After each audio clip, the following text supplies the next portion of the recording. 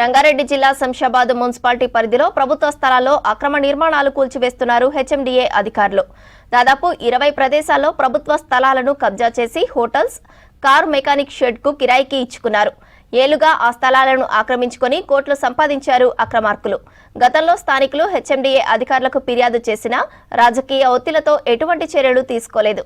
కాంగ్రెస్ ప్రభుత్వం అధికారంలోకి రాగానే కబ్జాకు గురైన ప్రభుత్వ స్థలాలను గుర్తించి వాటిని తొలగిస్తున్నారు హెచ్ఎండిఏ అధికారులు.